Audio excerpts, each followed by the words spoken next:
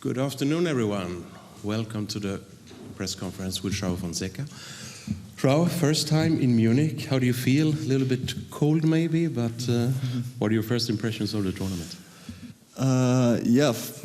I'm really happy to be here for the first time. Not first time in Germany, but first time in Munich, and feeling really good. I mean, a little bit cold for a Brazilian, but I felt good. I got a good welcoming. So yeah, it's has been great. Practicing yesterday and today, so feeling good at the altitude as well. Let's start with questions. If you could raise your hand, please. We have microphones. If you could introduce yourself first, please. Hi, Conny Konzak. What made you come to Munich? What convinced you? The locker room or? No, I think I always wanted to come here. I think it's a great tournament, and I talked to Patrick, the tournament director, as well, and he's such a nice guy, and also organized, and it has been a pretty good week so far. And I think what I decided the most to come was the altitude. I'm playing next week in Madrid, so of course it's different, but has a little bit of a little bit of the same conditions. So, but yeah, I think that was the main decision.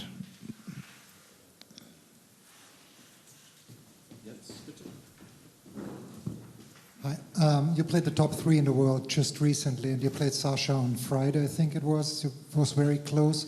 How would you sum up that match? It was very, very close, even closer than the result.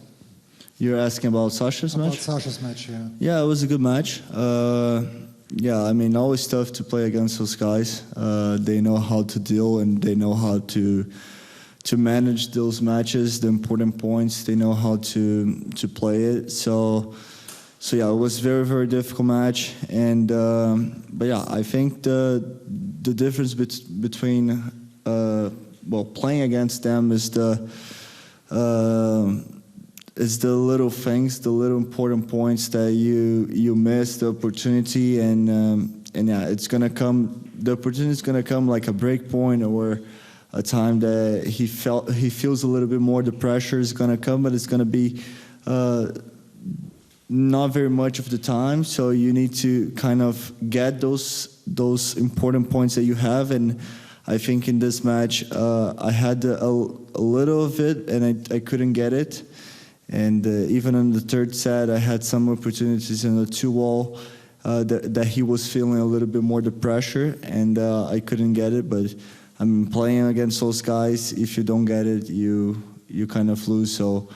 But yeah, it was both 3 matches was super important for me, for my development as a player, and yeah, looking forward for our next matches.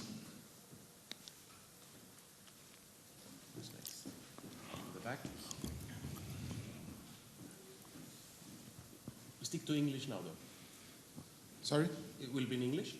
Could it be in Portuguese? Yes, maybe at the end. We finish English part first, okay. Please, and then so over here, please, Florian.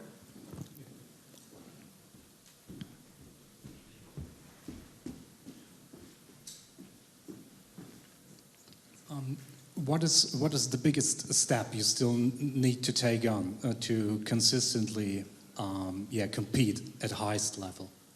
I think it's actually consistent. I mean, I have pretty good matches and some matches that I don't play pretty well, and I need to kind of find a solution to kind of, even when I'm not playing good, to find a way to win the match. So I'm trying to play week after week with consistency, and yeah, making good results, not like a week doing, I don't know, semifinals, or another week winning, losing first round, and the other week doing final again. So I'm trying to learn the balance, and trying to be more consistent with my results and with my matches, and be more solid as well. I think understanding more the mental part of the game, and yeah, those things I'm still learning from the tour, but yeah, I'm kind of adapting.